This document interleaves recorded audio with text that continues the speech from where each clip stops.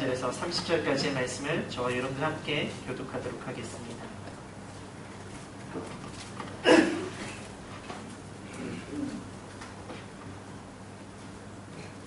예수께서 성령의 능력으로 갈릴리에서 돌아가시니 그 소문이 사방에 퍼졌고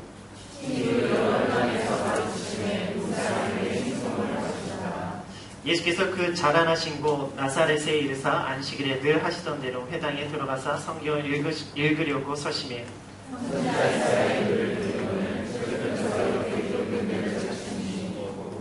주의 성령이 내게 임하셨으니 이는 가난한 자에게 복음을 전하게 하시려고 내게 기름을 부으시고 나를 보내사 포로된 자에게 자유를 눈먼 자에게 다시 보게 함을 전파하며 눌린 자를 자유롭게 하고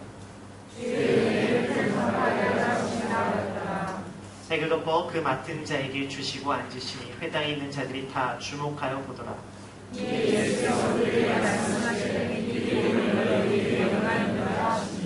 그들이 다 그를 증언하고 그 입으로 나오는 바 은혜로운 말을 놀랍게 여겨 이르되 이 사람이 요셉의 아들이 아니냐.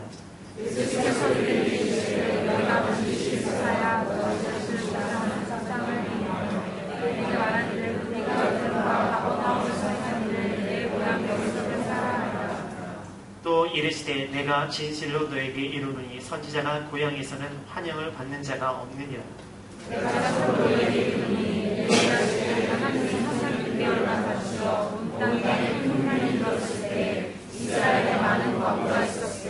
엘리야가 그중 한 사람에게도 보내심을 받지 않고 오직 시돈 땅에 있는 사렙다의 한 과부에게 뿐이었으며 또 선지자 엘리사에게 이스라엘에 맞았다고 들어가 있었으되 그중에 한 사람에게 변함을 얻지 못하고 오직 이스라엘 사람 나아만 뿐이었느니라. 회당에 있는 자들이 이것을 듣고 다 크게 화가 나서 일어나 은혜가 부로 쫓아내어 그 은혜가 건설된 한 나무를 의자에 끌고 가서 줄쳐 떨어뜨리고자 하되. 같이 읽겠습니다. 예수께서 그들 가운데로 지나가시니라. 아멘.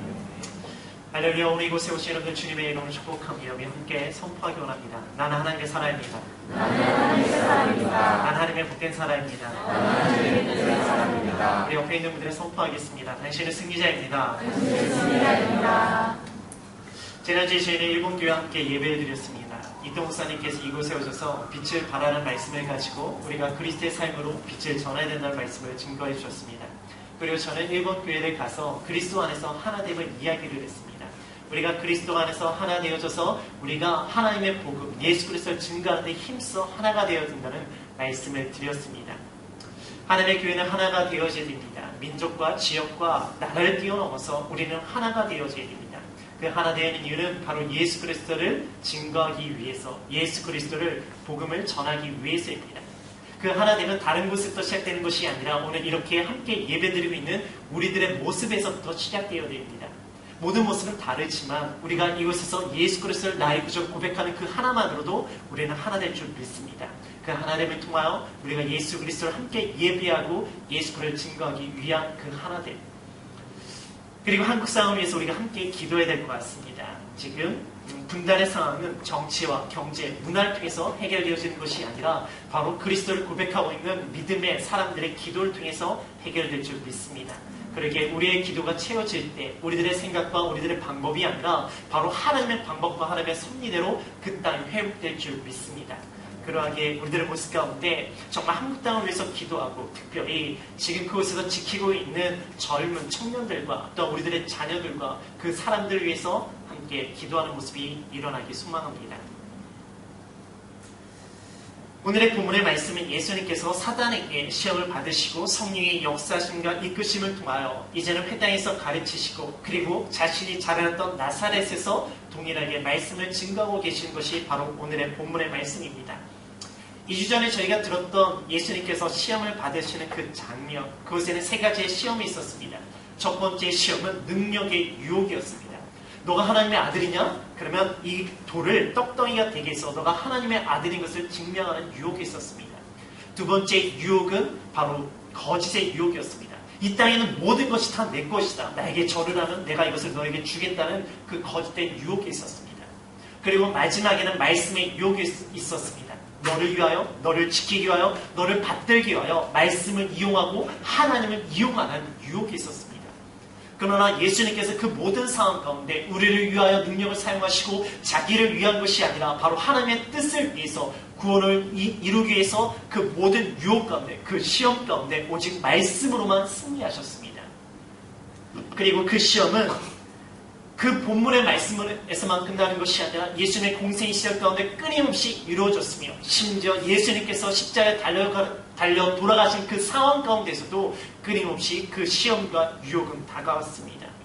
그리고 오늘의 본문의 말씀 속에서도 그 시험 중에 하나가 실제적으로도 등장하고 있습니다. 제가 2주 전에 한국에 들어가기 전에 아이들이 저에게 요구하는 것이 있었습니다. 아빠 들어오면은 건담을 사달라고 이야기를 했습니다. 여기에 건담을 아시는 분들이 계시겠지만 건담 프라모델 로봇 장난감입니다. 그래서 그것을 사달라고 그것을 사서 같이 만들자고 이야기를 했습니다. 그러니까 제가 들어가자마자 아이들이 저를 보고 나서 하는 말 아빠 건담 사줘라고 하며 조르기 시작했습니다. 그래서 제가 그 아이들에게 질문 던졌습니다. 너희들은 도대체 아빠를 기다린 거니 건담을 기다린 거니? 그러자 아이들의 이구동성을 하는 대답 아빠 그러니까 빨리 건담 사줘라고 이야기를 합니다. 그래서 제가 아이들에게 시간을 가지다가 아이들과 같이 마트에 가서 건담을 사줬습니다. 그러니까 건담을 샀으니까 빨리 집에 가서 건담을 만들자고 하는 거예요. 빨리 가서 건담을 만들자고. 근데 제가 그때 몹시 피곤했기 때문에 우리 지금 만들지 말고 우리 내일 아침에 일어나서 만들자라고 이야기하니까 안 된대요. 지금 만들어야 된대요. 꼭 지금 만들어야 된대요. 그래서 제가 다시 질문했습니다. 너희들은 아빠를 기다린 거니 건담을 기다린 거니?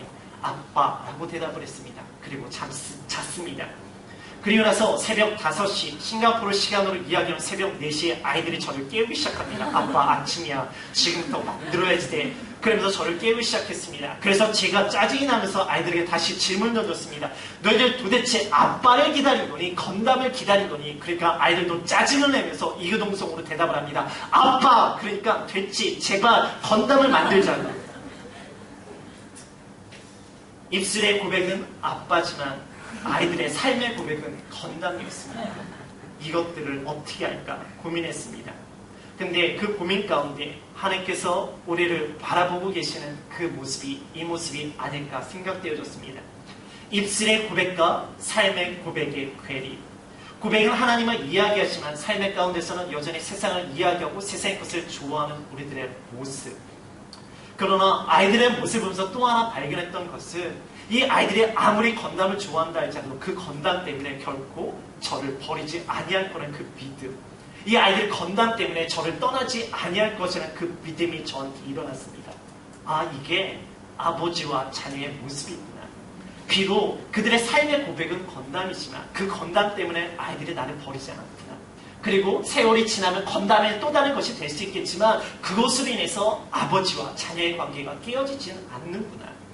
그리고 그 아버지는 자녀를 기다리면서 그 입술의 고백이 삶의 고백이 되어지며 그리고 그것을 기다리는 삶 가운데 그 자녀가 성장한 그 모습 그것이 바로 신앙의 성장과 신앙의 성숙의 모습이 아닐까라고 생각되어졌습니다. 예수님께서 사단의 시험 후에 그 성령의 능력 뒤에서 갈릴리 회당에서 가르치시고 그리고 자신이 자라났던 나사렛에서 동일하게 회당에 들어가서 말씀을 증거하십니다.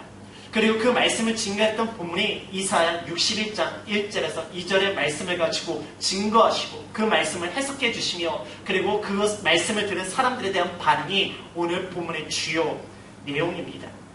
그들은 말씀을 통해서 하나님께서 우리에게 주시는 은혜가 있다. 그 은혜에 대한 놀라움이 일어나고 그 은혜를 받길 원하는 모습이 있었습니다. 그러나 그 은혜를 원했지만 그들은 예수 그리스도를 배척하는 모습이 있었습니다. 그 사람들이 원했던 은혜는 무엇이며 그들이 예수 그리스도를 배척했던 이유가 무엇이었을까요? 그 이유를 오늘 본문의 말씀에서 우리가 듣고자 합니다. 우리 18절에서 19절의 말씀입니다. 18절에 19절입니다. 같이 읽겠습니다. 시작. 예수님이 말씀이 가난한 자에게 공정을 하시고 그에게 믿음을 주시고 나를 세사 모든 자에게 자를 무모자에게 자기 원함을 다하여 믿는 자를 사도록 하고 죄의 조사하여 하시라. 은혜 받아주시는 것입니다. 예수님께서 회당에서 이사야 61장 1절에서 2절의 말씀을 읽으십니다. 그 말씀은 성령님께서 내게 임하시며 내게 기름 부으사 가난한 자에게 복음을 증거하며 포로된 자에게 자유를, 갇힌 자에게 자유를, 눈먼 자에게 다시 보게 함을 그 말씀을 증거하십니다. 여기서 가난한 자는 무엇인가? 여기서 가난한 자는 단순히 물질적으로 가난한 자를 의미하지 않는다는 것은 다 아실 것입니다. 여기서 가난하다는 것은 심령이 가난한 자, 그들 가운데 말씀에 대한 갈급함, 하나님에 대한 갈급함이 있는 자를 의미한다는 것을 알고 계실 것이에요. 그래서 누가복음 6장 20절에는 가난한 자는 복이 있나니 하나님 나라가 저희 것이라 이야기하며 이 본문의 말씀은 마태복음 5장에 8장에 나오는 심령이 가난한 자, 그 팔복에 대한 내용이라는 것 또한 우리가 알 것입니다. 하나님에 대한 말씀에 대한 갈급함, 목마른 자, 그것이 바로 복이 있는 자다라고 말씀하십니다. 그런 자들에게 복음이 선포되어지며 그들이 복음을 듣게 되었기 때문에 그들의 복이라는 것이 바로 가난한 자, 심령이 가난한 자, 말씀에 대한 갈급함, 하나님에 대한 갈급함이 있는 자다. 그 자들이 복된 자다라고 말씀하고 계십니다. 오늘의 본문의 말씀 가운데 가난한 자는 어떤 자들인가? 오늘의 본문의 말씀 가운데서는 그 가난한 자들이 눈먼 자이며 그 가난한 자들이 갇힌 자이며 눌린 자입니다. 그리고 그들에게 복음은 무엇인가? 한마디로 자유입니다. 갇힌 자에게 자유가 일어나며 눌린 자에게 자유가 일어나며 그리고 어두운 가운데 눈이 먼 어두운 가운데 빛으로 인한 자유함이 일어난 것, 그것이 바로 복음이다 라고 말씀하고 계십니다. 이사야 61장 1절에서 2절의 말씀 가운데는 사실 이것에서 눈먼 자가 밝게 될 것이라는 말씀 되시나요? 마음이 상한 자를 치유하신다고 말씀하고 계세요. 뭔가 다릅니다. 그러나 다르지가 않아요. 우리가 흔히 말하는 말 중에 무엇이 있습니까? 눈은 마음의 창이라고 이야기를 합니다. 단순히 마음이 상한 자, 단순히 눈이 어두운 자를 육체적으로 치유하시는 것이 아니라 하나님께서 그 마음이 상한 자, 그 어두운 가운데 있는 자들 가운데 다시 빛을 통하여 다시 보게 함을 통해서 그들의 마음을 치유하시며 그들의 영적인 눈을 밝게 하신다는 그 말씀입니다. 그래서 오늘 말씀 가운데 하나님의 갈급한 자, 말씀에 대한 갈급한 자들 가운데 복음이 일어난다. 그 복음은 자유다. 어떤 자유인가? 눌리고 갇히고 상하고 그들의 어둠 가운데 있는 자에게 자유가 일어나며 다시 보게 하며 치유와 회복이 일어나는 그 복음이 바로 일어난다라고 말씀하십니다. 이것이 바로 복음이에요. 복음은 바로 우리에게 자유입니다. 그러나 더 큰 복음이 바로 19절에 있습니다. 은혜의 해를 전파하기 위함이라. 은혜의 해. 여기서 나오는 은혜는 18절에 나오는 그 자유와 다시 보게 함과 치유라고 생각할 수 있습니다. 그러나 이 은혜를 영어 성경에서 그레이스라고 번역했을 것 같지만 영어 성경은 페이버라고 번역하고 있습니다. 그리고 원어도 우리가 은혜라고 할 때 흔히 쓰는 카리스마가 아닙니다. 여기서 은혜는 하나님의 호의를 말하고 있습니다. 어떤 호의인가? 페이버를 더 원어적으로 해석하면 없애, 받아들이다, 수용하다는 뜻을 가지고 있는 단어로 해석되어집니다. 또한 이사야 61장 2절의 말씀에 나오는 은혜의 해 또한 그것은 그레이스가 아니라 없애, 받아들여지다, 수용되어지다는 뜻을 의미하고 있어요. 하나님의 호의의 해가 선포되어진데 그 호의가 무엇인가? 하나님께서 나를 받아주시는 해를 선포한다는 거예요. 우리는 죄로 인해서 죽을 수밖에 없던 인생이었습니다. 죄에 갇혀 있었고 죄에 눌려 있었고 죄로 인해서 어두워졌던 인생이었습니다. 그런데 복음을 통해서 우리는 그곳에서 벗어나며 갇힌 곳에서 벗어나며 눌린 곳에서 벗어나며 어둠에서 벗어나는 자유를 얻게 되었습니다. 그러나 그 자유로 끝나는 것이 아니라 그 자유를 얻은 우리가 하나님 앞에서 다시 받아들여지는, 용납되어지는, 수용되는 사건, 그것이 바로 복음이며 이것이 진짜 은혜다라고 선포하고 있습니다. 누가복음 15장에 돌아오는 탕자의 비유가 기록되어 있습니다. 자신은 허랑방탕한 삶 가운데 그가 모든 삶이 무너지고 절망과 죽음의 상황 가운데 그가 다시 아버지께로 돌아가기로 결정을 합니다. 그러나 그가 결정을 해서 돌아가는 길 가운데 그의 마음 가운데 가장 두려운 무엇인가? 과연 아버지가 나를 다시 받아주실까였어요.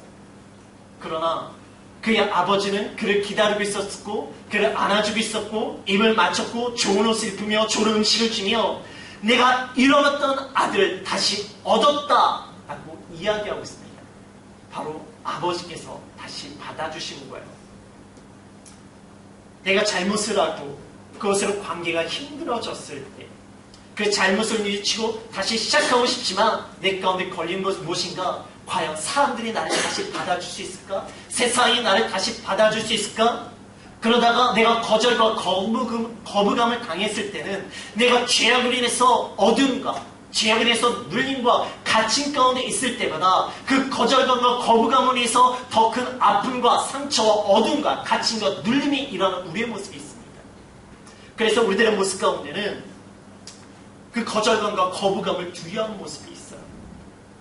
왜 교도소에서 죄에 대한 시간을 보내고 그리고 이제 나왔던 자유로웠던 사람들이 왜 다시 교도소로 들어갑니까? 그들의 모습 가운데 세상으로 다시 나왔지만 자유를 다시 얻었지만 세상으로부터 사회로부터 사람들로부터 심지어 가족으로부터 다시 받아들이지 못하니까 그들이 다시 어둠의 곳으로 갇힘과 눌림의 곳으로 교도소로 들어가는 모습들이 있지 않을까요? 우리에게는 거절감과 거부감에 대한 두려움들이 있습니다. 그래서 죄를 숨기고 포장하고 감추며 피하며 살아갑니다.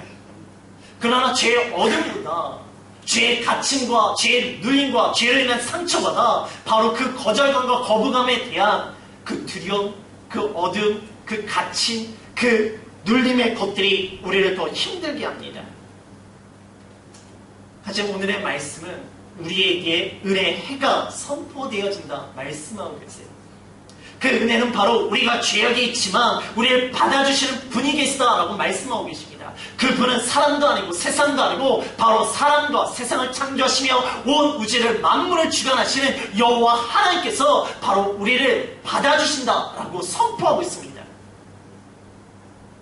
세상과 사람들은 나에 있는 그 흠과 나에 있는 부끄러움과 나의 성격과 나의 모습 때문에 나를 거절하고 거부한다 할지라도 하나님께서 이런 나를 받아주신다라고 말씀하고 계세요.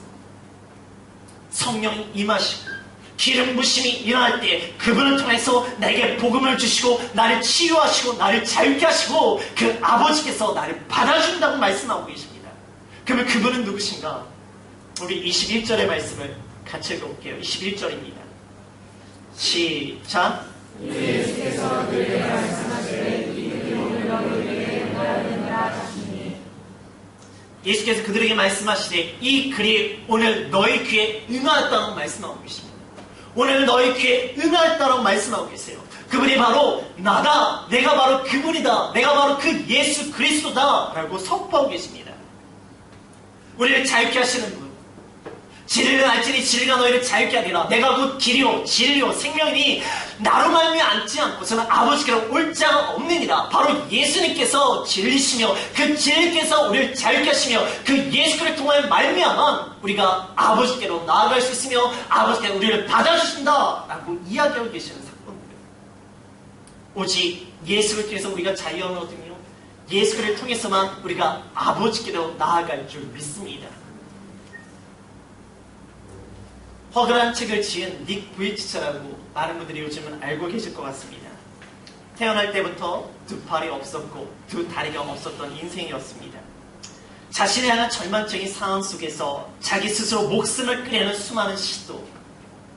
그러나 예수 그리스도를 만남을 통해서 자신의 상황과 생각을 내려놓고 그리고 이제는 가난한 마음으로 그분을 인정합니다.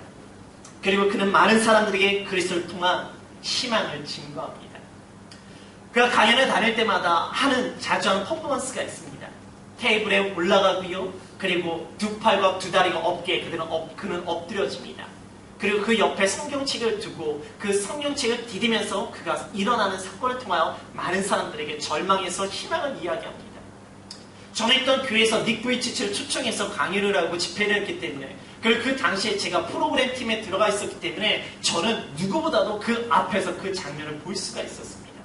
세상으로부터 사람들의 시선으로부터 절망과 낙담 그리고 내 자신에 대해도 희망이 보이지 않고 절망 가운데 수없는 자살을 치렀던 그 인생 가운데 그 모든 상황을 내놓고 하나님을 만나며 예수를 고백함을 통해서 이제는 갇힌 자, 눌린 자, 상처받다 어둠에 있던 모습에서 예수를 통해서 일어난 그의 모습 그 자체가 감동이었습니다. 뿐만 아니라 그는 일어나는 것이 아니라 하나님 아버지께 나아가며 하나님께서 받아주기에 이제는 당당하게 사람들 앞에서 희망을 이야기하며 그리스도를 이야기하며 복음을 증가하는 그 삶. 그리고 최근에 듣기로는 그가 이제는 둘째 애도 가졌다는 이야기를 들었습니다. 예수를 통하여 가난한 자에게 복음이 선포되었습니다. 그 복음은 바로 자유입니다. 눈먼 자에게 다시 보게 하는 자유, 상한 자를 치유하는 자유, 갇힌 자를 자유케 하는 자유, 포로된 자에게 자유를 주시는 그 자유입니다. 오늘 이 시간 우리가 예수 그리스도를 통하여 온전히 그 자유가 임하기를 주님의 이름으로 축복합니다. 그러나 그 자유가 더 큰데 내가 자유함을 통해서 다시 죄악으로 가는 것이 아니라 자유한 삶을 가지고 내가 나아갈 때 그 아버지께서 나를 다시 받아주시고 나를 자녀로 받아주시는 그 큰 은혜, 그 은혜가 우리의 귀 가운데 오늘 말씀을 듣고 있는 우리의 귀 가운데 임하기를 주님의 이름으로 축복합니다. 우리 22절에서 24절의 말씀을 같이 읽겠습니다. 22절에서 24절입니다. 시작.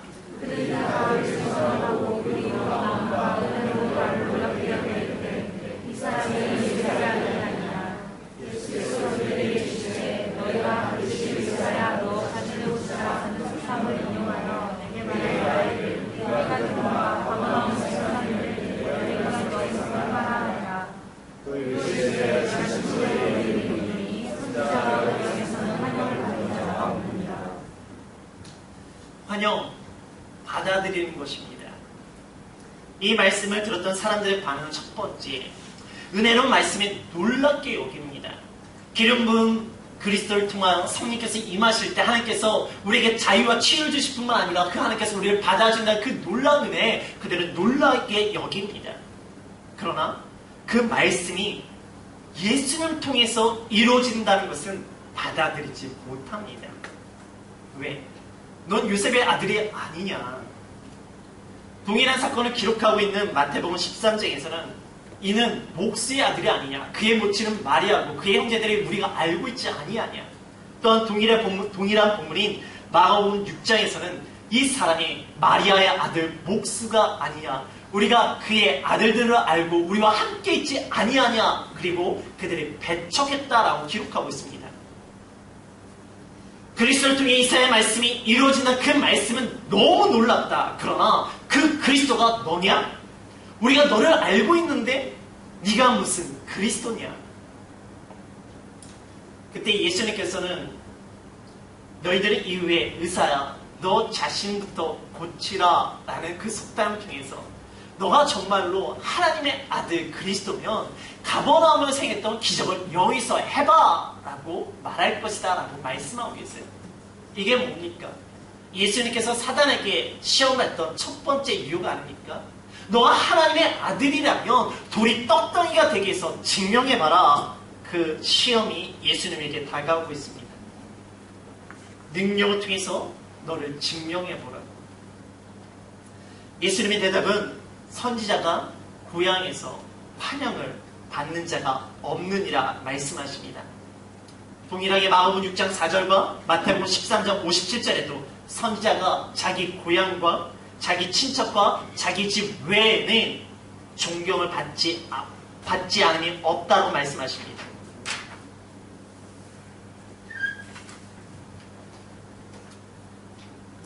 여기서 24절에 나오는 환영이라는 단어, 이 단어는 19절에 우리가 은혜라고 말을 했던 단어와 헬라어가 동일한 의미입니다. 무슨 말입니까? 은혜가 뭐였다고요? 우리를 받아주심이었습니다. 여기서 환영은 무엇인가? 바로 우리를 받아주심입니다. 바로 선자를 인정하고 선자를 받아들인 사건. 그런데 이곳에서는 고향에서는 하나님의 선자를 인정하지 아니하고 하나님의 선자를 받아들이지 아니한다라고 말씀하고 계십니다. 자기 고향, 자기 친척, 자기 집, 가까우면 가까울수록 하나님의 사람, 선자를 인정해주지 않는다 말하고 계십니다. 정말로 당신이 그리스도면 우리에게 그것을 증명해봐라. 여기서도 그 놀라운 기적을 한번 보여봐 라고 이야기합니다. 우리는 당신은 목수의 아들인 거 알아. 당신이 어디서 태어나고 어떻게 자라는지 알아. 그런데 당신은 우리와 뭐가 다르고 뭐가 다르다고? 너나 똑바로 하라고. 어디다 대고 이래라 저래라 하냐고 예수 그리스도를 배척하며 거부합니다. 왜 고향에서 가족들에게 하나님의 선지자들과 하나님의 사람들은 존경과 인정을 받지 못한가? 민수기 12장에 보면은 모세의 누이 미리암이 모세를 향해 질타하며 비난한 모습이 등장합니다. 너만 하나님과 대화하냐고 이야기를 하며 그들을 비판하며, 그리고 그 누이가 하나님의 사람 모세를 인정하지 않습니다. 사무엘하 6장을 보면은 여호와 앞에서 뛰놀며 춤추고 있는 다윗을 향하여 다윗의 아내였던 미가는 심중에 업신여기는 모습이 일어납니다. 왜 그럴까요? 알고 있다는 선입견과 알고 있다는 교만함의 판단 때문입니다. 그러나 오늘의 본문에서 예수님께서는 엘리야 시대에 시돈 땅에 있는 사렙다 과부 이야기를 하십니다. 열왕기상 17장에 등장하는 그 사렙다 과부, 아합과 북이스라엘 백성들은 하나님의 말씀을 버리고 심지어 하나님의 사렙던 엘리야를 죽이기로까지 합니다. 그러나 그때 하나님께서 엘리야를 사렙다 과부를 만나게 하십니다. 그 여인은 과부입니다. 사상 사람들이 비난하고 괄시하는 과부, 심지어 이스라엘 백성들이 무시하는 이방의 여인입니다. 그 여인은요, 자신의 상황이 너무나 힘들고 사람들의 비난과 내 인생에 희망이 없으니까 이제는 자기 스스로 죽는 것뿐만 아니라 자기 자녀도 함께 죽기로 결정했던 상황이었어요. 그러나 그 상황 가운데 엘리야를 만나고 자신의 판단과 자신의 결정을 모든 것을 내놓고 엘리야가 하란 대로 행합니다. 그러자 그 사렙다 과부의 기적, 기름 그릇에 기름이 마르지 아니하고 통에 가루가 마르지 아니했던 기적이 바로 이 사렙다 과부에게 일어났던 사건이었습니다. 그 여인에게 왜 일어납니까? 바로 자신의 절망적인 판단과 상황을 내놓고 하나님의 말씀에 반하니까 그 기적이 일어납니다. 엘리야에게 사렙다 과부가 있다면 엘리사에게 수냄 여인이 있습니다. 왜냐하면 두 여인의 사건들이 비슷합니다. 그러나 예수님께서는 엘리사를 이야기할 때 수냄 여인을 이야기하는 것이 아니라 오히려 나아만을 이야기하십니다. 왜 그럴까요? 열왕기 5장에 등장한 나아만, 그는 아람 군대 장관이며 왕으로부터 존경을 받는 사람이었으며 그는 엘리사를 만나기 위해 수많은 보물을 가지고 갑니다.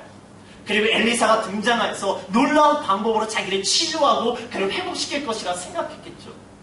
그러나 실제로 가봤더니 엘리사가 나오는 것이 아니라 그의 종 게하시가 나왔고 놀라운 방법이 아니라 평범한 요단강에 가서 그곳에서 목욕하게 합니다.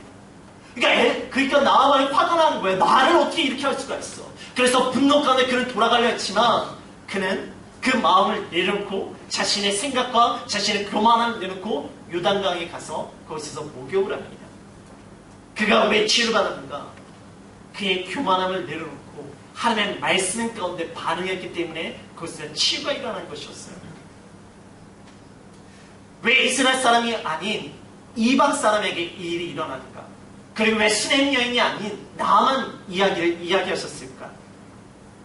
그것은 사렙다 과부는 자신의 절망적인 상황 가운데 자신의 판단을 내놓고 엘리야의 말씀 가운데 반응했던 여인이었고, 나아만은 자신의 교만한 상황 가운데 판단 가운데 그 교만을 내놓고 하나님의 말씀 가운데 반응했던 대표적인 인물이었기 때문이에요. 바로 자신들의 죄의 본성을 내려놓고 갈급함과 가난한 심령을 가지고 하나님께 나아갔던 영혼들이었기 때문입니다. 고향이라고 번역되는 이 단어는 홈타운이라고도 번역이 되어지지만 사실 원래 의미는 네이티브 플레이스라는 본성의 장소입니다. 바로 인간의 본성이 드러나는 원죄의 교만함.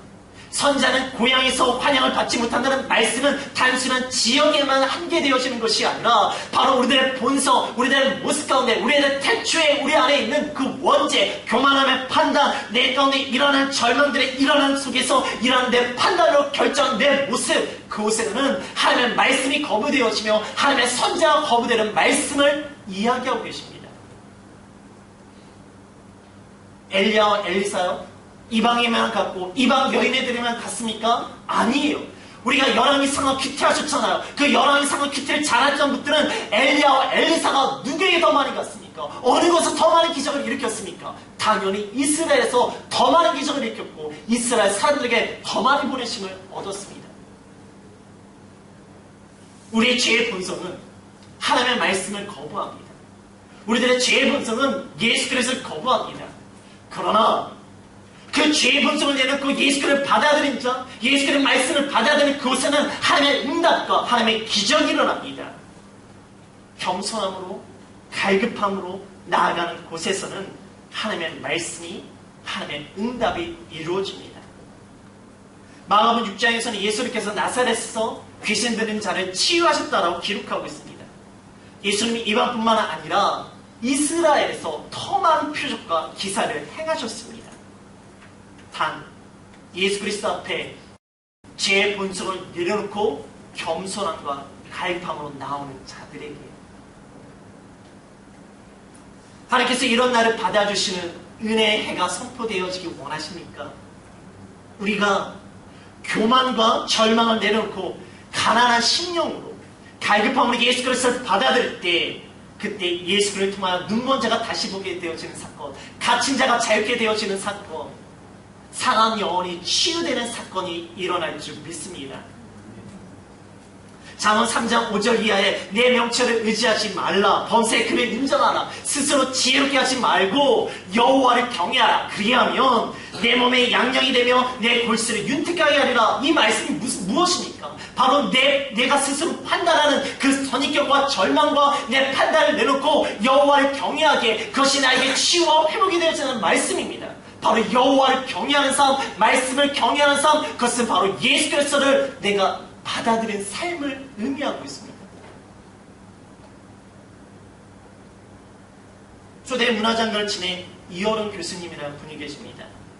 지성에서 영성이라는 책으로 많은 사람들에게 알려주신 분이십니다. 어릴 적부터 천재라는 소리를 들었고 우리나라에서 문학에 지대한 영향을 끼쳤던 분이십니다. 그리고 그분은 무신론자였기 때문에 끊임없이 교회와 예수님과 교회를 신랄하게 비판하기도 했습니다. 그러나 그가 그렇게 끊임없이 비판하던 사람이 자신의 딸의 그 질병과 실명의 위기 가운데 자신의 교만을 내놓고 갈급한 심령으로, 가난한 심령으로 하나님 앞에 나아갑니다. 그리고 그는 그리스도를 비판하던 사람이 그리스도 앞에 무릎을 꿇고 세례받는 사건이 일어나게 되어집니다. 제가 진행하던 프로그램 가운데 그 교수님의 강사로 초빙한 적이 있었습니다. 교수님이 말한 것 중에 한마디가 저의 마음을 두드렸던 것 중에 하나가, 속은 그대로 있으면서 겉만 영성에 발을 담근 겉절이 같은 신앙인의 삶이라는 말이 제 마음을 두드렸습니다. 속은 그대로 있으면서 그저 겉만 영성에 발을 담고 있는 겉절이의 삶, 그러니까 겉절의 삶을 그만두고 나의 속을 내어드리는 진짜 신앙이 되라는 그 말씀, 내 속을 예수님께 내어드리기 원합니다. 가난한 심령으로 예수 그리스도 온전히 받아들이기 원합니다. 그분을 경외하며 인정하며 그리스도를 온전히 받아들이기 원합니다. 그분은 내 삶의 중심에, 내 삶의 마음 가운데 좌정시키시며 그 내 삶 가운데 인도하셔서 이제는 내가 삶의 주관자가 아니라 내 삶의 결정권을 그분께 드리는 모습이 일어나기 원합니다.